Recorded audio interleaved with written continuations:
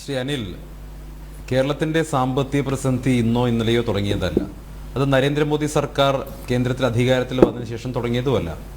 1970കളിൽ C Achutha Menon സർക്കാരിന്റെ കാലം തൊട്ട് സംസ്ഥാനം അതിഗുരുതരമായിട്ടുള്ള സാമ്പത്തിക പ്രതിസന്ധിയിലൂടെ പല കാലഘട്ടങ്ങളിൽ കടന്നുപോയിട്ടുണ്ട്, പല സാഹചര്യങ്ങളിലൂടെ കടന്നുപോയിട്ടുണ്ട്. അത് നേരത്തെ എ കെ ആന്റണി സർക്കാരിന്റെ കാലത്ത് അദ്ദേഹം ചില കോസ്റ്റ് കട്ടിങ്ങിന് വേണ്ടിയുള്ള ചില പ്രവർത്തനങ്ങൾ തുടങ്ങി, ചെലവ് കുറയ്ക്കാൻ വേണ്ടിയുള്ള ചില പരിശ്രമങ്ങൾ ശ്രമിച്ച സമയത്ത് സംസ്ഥാന സർക്കാർ ജീവനക്കാരുടെ ഉൾപ്പെടെയുള്ള വലിയ രോഷത്തിന് അന്നത്തെ സർക്കാർ പാത്രമാവുകയുണ്ടായി. നേരത്തെ ഇ കെ നായനാർ മുഖ്യമന്ത്രിയായിരുന്ന കാലഘട്ടത്തിൽ ആ ഭരണത്തിന്റെ അവസാന സമയത്ത് ട്രഷറി അടച്ചുപൂട്ടേണ്ട സാഹചര്യം ഉണ്ടായിട്ടുണ്ട്. അങ്ങനെ വലിയ തോതിലുള്ള സാമ്പത്തിക പ്രതിസന്ധിയിലൂടെ നിരന്തരമായി കടന്നു പോകുന്ന ഒരു സംസ്ഥാനമാണ് കേരളം. അതിനുള്ള പ്രധാനപ്പെട്ട കാരണമെന്ന് പറയുന്നത് കേരളം ഭരിച്ചിട്ടുള്ള രണ്ട് മുന്നണികളും കൈക്കൊണ്ടിട്ടുള്ള നയങ്ങളും അവരുടെ നയരാഹിത്യവും കൊണ്ടാണ്. കേരളത്തെ ഒരു വ്യാവസായിക സംസ്ഥാനമാക്കി പരിവർത്തിപ്പിക്കുന്നതിൽ അവർ പരാജയപ്പെട്ടതുകൊണ്ട് കേരളത്തിൽ കൂടുതൽ വ്യവസായങ്ങൾ വരാതിരിക്കുകയും ഉള്ള വ്യവസായങ്ങൾ കേരളം വിട്ടുപോവുകയും കൂടുതൽ തൊഴിലവസരങ്ങൾ വരാതിരിക്കുകയും തന്മൂലം കേരളത്തിന്റെ നികുതി വരുമാനത്തിൽ വർധനവുണ്ടാവാതിരിക്കുകയും കേരളം ഏകദേശം പൂർണ്ണമായും പ്രവാസികൾ അയക്കുന്ന പണത്തെയും അതോടൊപ്പം തന്നെ ലോട്ടറിയെയും മദ്യത്തെയും ഒക്കെ ആശ്രയിക്കേണ്ട ഗതികേട്ടിലേക്ക് കേരളത്തിന്റെ സാമ്പത്തിക സ്ഥിതി വഴിമാറിയതാണ് കേരളത്തിന്റെ ഇന്നത്തെ ദുരവസ്ഥയ്ക്ക് കാരണമെന്ന് പറയുന്നത്. ഒപ്പം ഈ ഒട്ടും പ്രായോഗികമല്ലാത്ത ഇടതുപക്ഷ വാചക കസർത്തുകൾ, വാചോടോപങ്ങൾക്ക് അപ്പുറം പ്രായോഗികമായി കേരളത്തിന്റെ ഭരണം മുന്നോട്ട് കൊണ്ടുപോകാനുള്ള ഒരു പ്രവർത്തനം ഇവർ ചെയ്തിട്ടില്ല. അതുകൊണ്ടാണ് കേരളത്തിൽ ഇടതു മുന്നണിയാണെങ്കിലും വലതു മുന്നണിയാണെങ്കിലും കോൺഗ്രസ് ആണെങ്കിലും വാസ്തവത്തിൽ CPM പോലെ തന്നെ ഇടതു മുന്നണിയേക്കാൾ കൂടുതൽ കേരളത്തിൽ ഇടതുപക്ഷ നയങ്ങൾ സർക്കാരിൽ വരുന്ന സമയത്ത് നടപ്പാക്കുന്നവരാണ് കോൺഗ്രസും. അതുകൊണ്ട് രണ്ടു കൂട്ടർക്കും ഇക്കാര്യത്തിൽ കേരളത്തിന്റെ ഇന്നത്തെ ദുരവസ്ഥയിൽ പങ്കുണ്ട്. ഒപ്പം കേരളത്തിന്റെ കഴിഞ്ഞ 7 വർഷക്കാലമായി ഭരിക്കുന്ന പിണറായി വിജയൻ സർക്കാരിന് ഇക്കാര്യത്തിൽ വലിയ തോതിലുള്ള പങ്കുണ്ട്. കാരണം നേരത്തെ സൂചിപ്പിച്ചതുപോലെ തന്നെ ധൂർത്തും ധാരാളിത്തവും നിറഞ്ഞ ഒരു സർക്കാർ, കേരളത്തിൽ പുതുതായി വ്യവസായങ്ങൾ കൊണ്ടുവരുന്നതിൽ പരാജയപ്പെട്ട ഒരു സർക്കാർ, കേരളത്തിന്റെ വ്യാവസായിക രംഗത്ത് സാമ്പത്തിക രംഗത്ത് പുതിയതായി ഒന്നും സ്ട്രക്ചറൽ ചേഞ്ചസ് ഒന്നും കൊണ്ടുവരാൻ സാധിക്കാത്ത ഒരു സർക്കാർ കേരളം ഭരിക്കുമ്പോൾ സ്വാഭാവികമായിട്ടും ഉണ്ടായിട്ടുള്ള ഒരു സാമ്പത്തിക പ്രതിസന്ധിയാണ് ഉണ്ടായിട്ടുള്ളത്. ഒന്ന്. രണ്ട്, ഇവിടെ കേന്ദ്രം തരാനുണ്ട് എന്ന് പറയുന്ന തുക ഓരോ സമയത്തും ഇവർ ഓരോ തുക പറയുകയാണ്. ഇവിടെ 53,000 കോടി കൊടുക്കാനുണ്ട് എന്ന് ചർവണം ചെയ്തുകൊണ്ടിരിക്കുന്ന ഇടതുപക്ഷത്തെ വക്താക്കളും അതല്ലെങ്കിൽ ഇടത് സാമ്പത്തിക വിദഗ്ധർ എന്ന് അവകാശപ്പെടുന്നവരും ഇടതുപക്ഷത്തെ പിന്തുണയ്ക്കുന്ന മാധ്യമപ്രവർത്തകരും ഒക്കെ ഇത് 53,000 കോടി എന്നാണ് കഴിഞ്ഞ കുറെ മാസക്കാലമായി പറഞ്ഞിരുന്നെങ്കിൽ ശ്രീ KN ബാലഗോപാൽ കേരളത്തിന്റെ ധനകാര്യമന്ത്രി കേന്ദ്ര ധനകാര്യമന്ത്രിക്ക് അയച്ച കത്തിൽ അത് ഏകദേശം 5,000 കോടി രൂപയോളമായി ചുരുങ്ങുകയുണ്ടായി. അപ്പോൾ 53,000 കോടി എവിടെ, 5,000 കോടി എവിടെ? അതിനപ്പുറം കേരളം തന്നെ ഇപ്പോ 2 തരത്തിലുള്ള സമരമുഖങ്ങളാണല്ലോ തുറന്നിട്ടുള്ളത്. ഒന്ന്, നിയമപരമായിട്ടുള്ള മാർഗം തേടുന്നു. 2, കേരളം കേന്ദ്രത്തിനെതിരായിട്ടൊരു സമരം ജന്തർ മന്ദറിൽ നടത്തുന്നു. നോക്കൂ, ഈ കേന്ദ്രത്തിനെതിരായി ഇവർ കൊടുത്തിട്ടുള്ള സുപ്രീം കോടതിയിൽ കൊടുത്തിട്ടുള്ള ഹർജി, അതിന്റെ താൽക്കാലികമായിട്ടുള്ള ഒരു വിധി വേണം, ഒരു ഇന്ററിം ഓർഡർ വേണമെന്ന് കേരളം ആവശ്യപ്പെട്ടതനുസരിച്ച് ഈ 11-ാം തീയതി കോടതി അത് കേൾക്കാനിരിക്കെ കോടതിയിൽ വിശ്വാസമില്ലാതെ, സുപ്രീം കോടതിയിൽ വിശ്വാസമില്ലാതെ 8-ാം തീയതി സമരമുഖത്തേക്ക് പോകേണ്ട സാഹചര്യം എന്താണുള്ളത്? അതൊന്നാമത് മനസ്സിലാവുന്നില്ല. രണ്ടാമതായി ഇവർ സുപ്രീം കോടതിയിൽ കൊടുത്തിട്ടുള്ള കാര്യം എന്താ? ഇവർ ഈ പറയുന്ന 53,000 കോടിയും ഇപ്പൊ ശ്രീ അനിൽ സൂചിപ്പിക്കുന്നത് പോലെ അത് 61,000 കോടി രൂപയായി വർദ്ധിപ്പിച്ചിട്ടുള്ളതും സുപ്രീം കോടതിയിൽ കൊടുത്തിട്ടുള്ള കണക്കിൽ പറയുന്നില്ലല്ലോ. സുപ്രീം കോടതിയിൽ പോയിട്ട് കേരളം പറഞ്ഞിട്ടുള്ള എന്താ? ഞങ്ങളുടെ കടമെടുപ്പ് പരിധി അത് സംസ്ഥാനത്തിന്റെ അധികാരത്തിന്മേലുള്ള കടന്നുകയറ്റമായതുകൊണ്ട് ഞങ്ങളെ കൂടുതൽ കടമെടുക്കാൻ അനുവദിക്കണം, 23,000 കോടി കടമെടുക്കാൻ അനുവദിക്കണം എന്നുള്ളതിലപ്പുറം ഒരു പ്രയറും സുപ്രീം കോടതി ഇവർ പോയി പറഞ്ഞിട്ടില്ല. സുപ്രീം കോടതിയിൽ പോയി കേരളം ഞങ്ങളെ ഇതാ കേന്ദ്രം സാമ്പത്തികമായി ഞെരുക്കിക്കൊല്ലുന്നേ എന്നൊരു ആക്ഷേപം ഉന്നയിച്ചിട്ടില്ല. കാരണം ഉന്നയിക്കാൻ സാധിക്കില്ല. അങ്ങനെ ഉന്നയിച്ചു കഴിഞ്ഞാൽ സുപ്രീം കോടതിയിൽ കേരളത്തിന്റെ വാദങ്ങൾ മുഴുവൻ, ഈ പിണറായി വിജയൻ സർക്കാരിന്റെ വാദങ്ങൾ മുഴുവൻ പൊളിഞ്ഞടങ്ങും, നിയമപരമായി പൊളിഞ്ഞടങ്ങും എന്ന് ഉറപ്പുള്ളത് കൊണ്ടാണ് അത്തരത്തിലൊരു വാദം സുപ്രീം കോടതി ഉന്നയിക്കാതെ ജന്തർ മന്ദറിൽ പോയി ഉന്നയിക്കുന്നത്. നിങ്ങൾക്ക് അത്തരം ഒരു വാദം ഉണ്ടെങ്കിൽ നിങ്ങളത് സുപ്രീം കോടതിയിലല്ലേ വാദിക്കേണ്ടത്? ജന്തർ മന്ദറിൽ നിന്ന് വാദിച്ചോണ്ടായോ? നിങ്ങളുടെ LDF-നുള്ളിൽ CPM-നുള്ളിൽ കുറെ വ്യാജ വക്കീലന്മാരുണ്ടല്ലോ. ഈ തിരുവനന്തപുരത്തെ മറ്റേ പെട്ടിക്കട LLB എടുത്ത കുറെ ആളുകളുണ്ടല്ലോ. അവരെയൊക്കെ വിട്ടുകൊണ്ട് ഈ ജന്തർ മന്ദർ പോകുന്നുണ്ടാണോ അത് വാദിക്കേണ്ടത്? PCR പറഞ്ഞ ശബ്ദം ഒന്ന് കുറയ്ക്കാൻ പറയണം. നിങ്ങൾ LDF-ന്റെ ആളുകൾക്ക് കേസ് വാദിക്കേണ്ടത് സുപ്രീം കോടതിയാണ്. സുപ്രീം കോടതിയിൽ വാദിക്കാൻ നിൽക്കാതെ ജന്തർ മന്ദറിൽ നിന്ന് കേസ് വാദിച്ചത് കൊണ്ട് ഇതിനെന്തെങ്കിലും പ്രതിവിധി ഉണ്ടാകാൻ പോകുന്നുണ്ടോ? അപ്പൊ അത്തരത്തിൽ ഇവരുടെ ഭാഗത്ത് ഒരു ന്യായവുമില്ല എന്ന് ഉറപ്പുള്ളത് കൊണ്ട് തന്നെയാണ് സമര നാടകത്തിലേക്ക് ഇവർ കടന്നിരിക്കുന്നത്. സ്വന്തം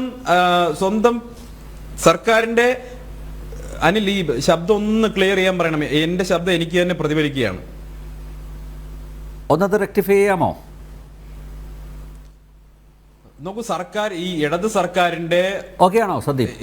ഇടത് സർക്കാരിന്റെ അവരുടെ പ്രവർത്തനത്തിൽ സംഭവിച്ച വീഴ്ചകൾ, അവർക്ക് ഈ സാമ്പത്തിക രംഗം നവീകരിക്കാൻ സാധിക്കാതെ പോയതിന്റെ ഉത്തരവാദിത്തം കേന്ദ്രത്തിന്റെ തലയിലിട്ട് അവരുടെ പരാജയത്തിൽ നിന്ന് അവർ കൈകഴുകാൻ വേണ്ടി ശ്രമിക്കുകയാണ്. ഇതൊക്കെ സംസ്ഥാനത്ത് ജനങ്ങൾക്ക് ഇപ്പൊ മനസ്സിലാകും, പഴയതുപോലെയല്ല. ഇപ്പൊ ഇവിടെ ശ്രീ കോൺഗ്രസിന്റെ പ്രതിനിധി അദ്ദേഹം വാദിക്കുന്നത് കേട്ടപ്പോൾ എനിക്ക് വലിയ സന്തോഷം തോന്നി. കാരണം കേരളത്തിന്റെ ധനകാര്യമന്ത്രിയും കേരളത്തിന്റെ സർക്കാരും ഉന്നയിക്കുന്ന വാദങ്ങളൊക്കെ തെറ്റാണെന്ന് കേരളത്തിന്റെ തന്നെ യുവ കോൺഗ്രസ്സുകാരും നിയമസഭയ്ക്ക് അകത്തും പുറത്തുമൊക്കെ വാദിക്കുന്നത് കാണുമ്പോൾ എനിക്ക് സന്തോഷമുണ്ട്. പക്ഷേ ഇവരുടെ ഇതേ വാദമാണ് കർണാടകയിലെ കോൺഗ്രസ്സുകാർ ഉന്നയിക്കുന്നത്. നോക്കൂ, എന്ത് അപകടകരമായിട്ടുള്ള ഒരു നറേറ്റീവാണ്, ഒരു ആഖ്യാനമാണ് ഈ ഇന്ത്യ സഖ്യത്തിന്റെ ആളുകൾ, കോൺഗ്രസ്സുകാരും CPM-കാരും ചേർന്ന് ഈ രാജ്യത്ത് ഇപ്പൊ വരച്ചു വയ്ക്കുന്നത്. കഴിഞ്ഞ ദിവസമാണ് കോൺഗ്രസിന്റെ കർണാടകയിലെ MP DK ശിവകുമാറിന്റെ സഹോദരൻ DK സുരേഷ് വളരെ അപകടകരമായിട്ടുള്ള ഒരു കാര്യം പറഞ്ഞത്. അതിനോട് ഈ ചർച്ചയിൽ പങ്കെടുത്തുകൊണ്ടിരിക്കുന്ന കോൺഗ്രസ് പ്രതിനിധിയുടെ അഭിപ്രായം ഒന്ന് അറിയാൻ താല്പര്യമുണ്ട്. ഞങ്ങൾക്ക് കിട്ടേണ്ടത് കിട്ടിയില്ലെങ്കിൽ സ്വതന്ത്ര രാജ്യം സ്ഥാപിക്കേണ്ടി വരും, ആ രീതിയിലേക്കുള്ള ശ്രമവുമായി മുന്നോട്ട് പോകേണ്ടി വരുമെന്നാണ് DK സുരേഷ് പറഞ്ഞത്. ഒരു വശത്ത് രാഹുൽ ഗാന്ധി രാജ്യത്തെ ഒരുമിപ്പിക്കാൻ എന്ന് പറഞ്ഞ് ഭാരത് ജോഡോ യാത്ര നടത്തുമ്പോൾ ഭാരതത്തെ വിഘടിപ്പിക്കാൻ വേണ്ടിയുള്ള പ്രസ്താവനകളുമായി കോൺഗ്രസിന്റെ തന്നെ നേതാക്കൾ വരുന്നു. ഇന്ന് ജന്തർ മന്ദിറിൽ ആരാ സമരം നടത്തിയത്? കോൺഗ്രസ്സുകാരല്ലേ, കർണാടകയിലെ കോൺഗ്രസ്സുകാരല്ലേ. ഇന്ന് പ്രധാനമന്ത്രി രാജ്യസഭയ്ക്കകത്ത് രാഷ്ട്രപതിയുടെ നയപ്രഖ്യാപന പ്രസംഗത്തിന് നന്ദി പറഞ്ഞുകൊണ്ട് അദ്ദേഹം നടത്തിയ പ്രസംഗത്തിൽ അദ്ദേഹം പറയുന്നുണ്ട്, നമ്മുടെ രാജ്യം എന്ന് പറയുന്നത് നമ്മുടെ ശരീരം പോലെയാണ്. നമ്മുടെ ശരീരത്തിന്റെ നമ്മുടെ കാൽപാദത്തിൽ ഒരു മുള്ളു കൊണ്ടാൽ വേദന കൊണ്ട് കണ്ണീര് വരുന്നത് കണ്ണിലൂടെയാണ്. അപ്പൊ സ്വാഭാവികമായും നമ്മുടെ സംസ്ഥാനത്തിന്റെ ഏതെങ്കിലും ഒരു ഭാഗത്ത് വികസനം എത്തിയില്ലെങ്കിൽ അതിന്റെ മുഴുവൻ ദുരന്തവും വേദനയും അനുഭവിക്കേണ്ടത് നമ്മുടെ രാജ്യം മുഴുവനാണ്. നമ്മുടെ രാജ്യത്തിന്റെ ഏതെങ്കിലും ഒരു ഭാഗത്തെ മാത്രമായി അവികസിതമായി നമുക്ക് തള്ളാൻ കഴിയില്ല. അപ്പൊ സ്വാഭാവികമായിട്ടും നമ്മുടെ രാജ്യം എന്ന് പറയുന്നത് ഒരു കളക്റ്റീവായിട്ടുള്ള ഒരു ഭൂപ്രദേശമാണ്. അത് എല്ലാ സംസ്ഥാനങ്ങളും വിഘടിച്ചു നിൽക്കേണ്ടതല്ല. അതുകൊണ്ട് എന്റെ ടാക്സ് എന്റെ നികുതി എന്ന് പറയുന്നത് വിഘടനവാദപരമാണ്. അങ്ങനെയുള്ള ആർഗ്യുമെന്റ് ഉന്നയിക്കാൻ പാടില്ല. ഇവിടെ കോൺഗ്രസ് ഈ രാജ്യം ഭരിച്ച സമയത്ത് ഈ തരത്തിലാണോ നികുതി വരുമാനത്തിലെ വിഹിതം കൊടുത്തിട്ടുള്ളത്? അവനവൻ പിരിക്കുന്ന നികുതിക്ക് അനുസരിച്ച് ആ പണം മുഴുവൻ സംസ്ഥാനങ്ങളിലേക്ക് തിരിച്ചയക്കുകയാണോ കോൺഗ്രസ് ചെയ്തിട്ടുള്ളത്? അല്ലല്ലോ.